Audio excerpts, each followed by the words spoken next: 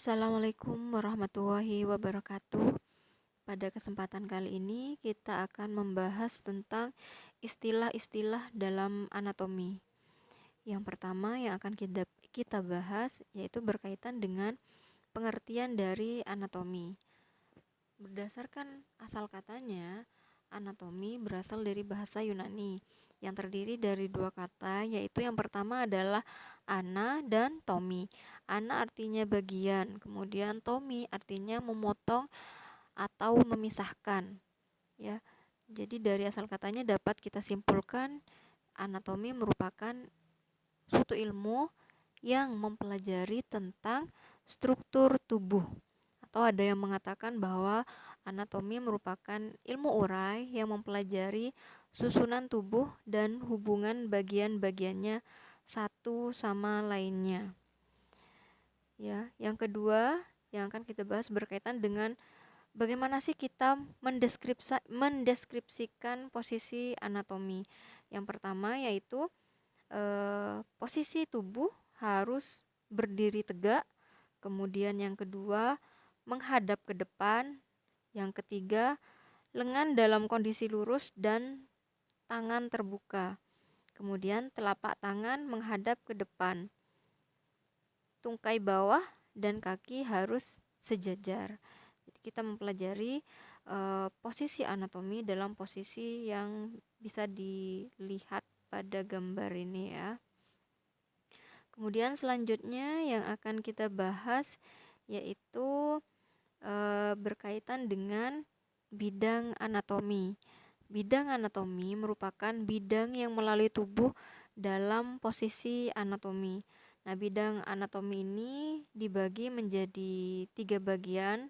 Ya, kita perhatikan di sini ada 1, kemudian ada 2, kemudian ada 3.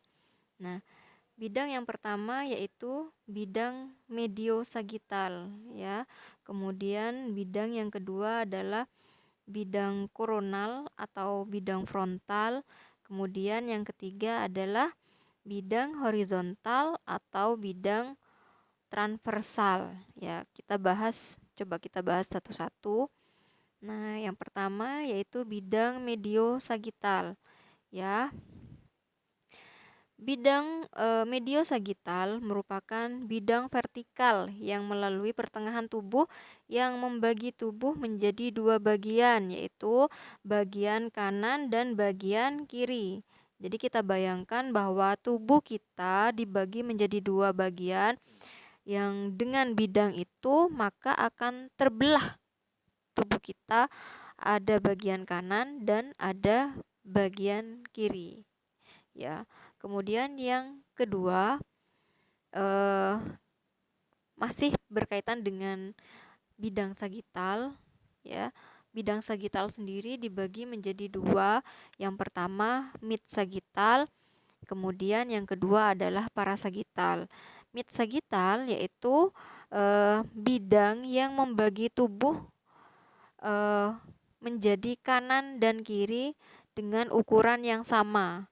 Kemudian kalau parasagital, bidang yang membagi tubuh menjadi 2 bagian kanan dan kiri, tapi ukurannya tidak sama. Nah, untuk contoh pada gambar ini dapat kita lihat bahwa ini merupakan contoh dari bidang mid sagital.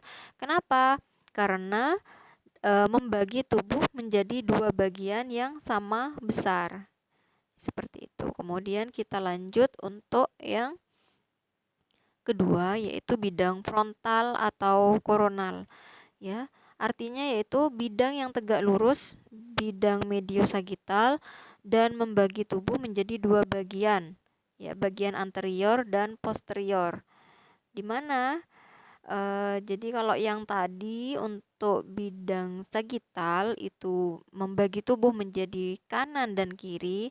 Nah, untuk bidang frontal ini akan membagi tubuh bidang yang secara imajiner akan membagi tubuh menjadi bidang menjadi bagian anterior dan posterior. Anterior berarti depan, kemudian posterior yang artinya adalah bagian belakang. Jadi menjadi dua, ada yang bagian depan, kemudian bagian belakang. Yang terakhir, yang ketiga, yaitu bidang transversal atau bidang horizontal, yaitu merupakan bidang yang tegak lurus, bidang mediosagittal, dan membagi tubuh menjadi dua bagian superior dan inferior. Ya, perhatikan di sini untuk bidang yang ini kita perhatikan. Nah, dengan adanya bidang imajiner ini, maka seakan-akan tubuh kita terbagi menjadi dua bagian. Yang pertama adalah bagian superior atau bagian atas, kemudian yang kedua bagian inferior atau bagian bawah. Seperti itu. Kemudian kita lanjutkan beberapa istilah dalam anatomi. Yang pertama adalah distal, ya.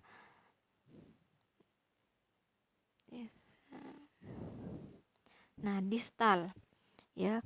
Apa arti dari kata distal? Distal yaitu berarti lebih jauh dari batang tubuh. Saya contohkan misalnya pergelangan tangan kita. Ya, pergelangan sambil kita bayangkan ya, pergelangan tangan kita itu terletak distal terhadap siku, ya. Kenapa? Karena jaraknya lebih jauh dari batang tubuh kita. Ya, saya ulangi untuk contoh dari istilah distal, yaitu pergelangan tangan terletak distal terhadap siku. Ya, kita lanjut untuk proksimal. Nah, kalau proksimal ini bisa dikatakan berkebalikan dengan distal, yaitu lebih dekat dari batang tubuh. Jadi distal bisa dikatakan kebalikan dari proksimal, ya. Contohnya untuk proksimal siku, kita bayangkan siku kita, siku terletak proksimal terhadap telapak tangan, ya. Karena bisa kita bayangkan bahwa siku kita itu terletak lebih dekat dengan batang tubuh kita, ya. Jadi seperti itu untuk distal dan proksimal. Kita lanjut yang kedua, yaitu berkaitan dengan istilah anterior atau ventral, yang artinya adalah bagian depan, kemudian posterior atau dorsal yang artinya adalah belakang. Nah, saya contohkan untuk istilah anterior, ya. Bayangkan posisi anatomi lambung kita terletak anterior terhadap limpa. Jadi bisa dikatakan lambung itu berada di posisi depan, sedangkan limpa berada di posisi belakang, ya. Kemudian saya contohkan untuk istilah posterior, jantung kita terletak posterior terhadap tulang rusuk, ya, karena bagian depan adalah tulang rusuk, kemudian jantung di bagian belakang. Atau bisa kita artikan bahwa kenapa seperti itu, karena jantung itu dilindungi oleh yang namanya tulang rusuk. Kemudian kita lanjut untuk istilah selanjutnya yang berkaitan dengan medial. Nah, medial lebih dekat ke bidang median, sedangkan lateral menjauhi bidang median. Saya contohkan untuk medial, kita bayangkan, coba kita lihat jari tangan kita. Nah, jari manis terletak medial terhadap jempol, ya. Jadi jari manis itu lebih dekat ke bagian tengah jika kita bandingkan dengan jempol, ya, itu berarti medial, ya, lebih dekat ke bidang median. Kemudian lateral. Lateral, saya contohkan misalnya telinga, kita bayangkan telinga kita, ya. Telinga terletak lateral terhadap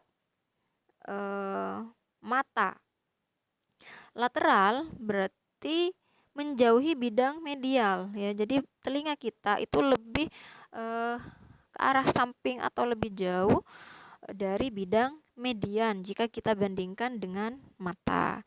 Ya, kita lanjut untuk istilah selanjutnya, yaitu berkaitan dengan istilah inferior dan superior, ya. Inferior artinya adalah bawah atau lebih dekat kepada kaki. Kemudian superior artinya atas atau lebih dekat pada kepala. Ini ada kesalahan ya. Jadi kalau superior itu artinya atas. Untuk contohnya, untuk inferior misalnya adalah pusat terletak inferior terhadap payudara. Kemudian superior, mulut, contohnya adalah mulut terletak superior terhadap dagu, ya. Jadi seperti itu. Kita lanjut untuk istilah ini yang pertama berkaitan dengan kontralateral. Kontralateral yaitu menyatakan terletak pada titik atau sisi tubuh yang berlawanan, ya. Jadi misalnya pada tangan kiri, kemudian kaki sebelah kanan. Jadi misalnya pada bagian tangan ada di sebelah kanan, di bagian kaki ada di sebelah kiri, berarti itu adalah kontralateral, ya. Untuk ipsilateral menyatakan terletak pada sisi tubuh yang sama. Jadi misalnya sebelah kanan berarti semuanya berada di sebelah kanan, ya. Itu untuk ipsilateral, ya. Kalau misalnya ada di sebelah kiri berarti kiri semua. Kalau kontra, nah dari istilahnya saja kita sudah bisa kontra, ya. Jadi berlawanan, ya. Jadi kalau misalnya kanan berarti satunya adalah kiri, bagian kiri. Kemudian kita lanjut dengan istilah profunda dan superficial, ya. Jadi kita lihat di sini merupakan gambar potongan melintang medula spinalis. Medula spinalis. Ya, jadi kalau misalnya saya contohkan lagi otot, ya. Otot kaki terletak superficial dari tulangnya karena pada bagian tulang itu ditutupi oleh bagian otot. Jadi otot kaki terletak superficial, ya. Superficial dari tulangnya.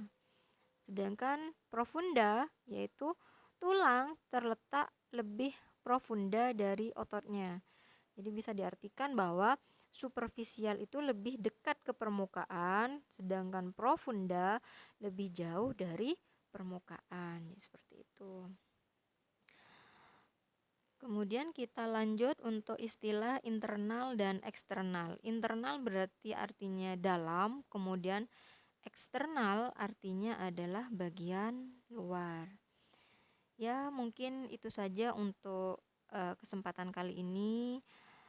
Silahkan jika ada yang mau ditanyakan, silahkan langsung komen di kolom komentar, atau mungkin ada masukan silahkan juga bisa komen di kolom komentar. Kurang lebihnya saya mohon maaf. Wassalamualaikum warahmatullahi wabarakatuh.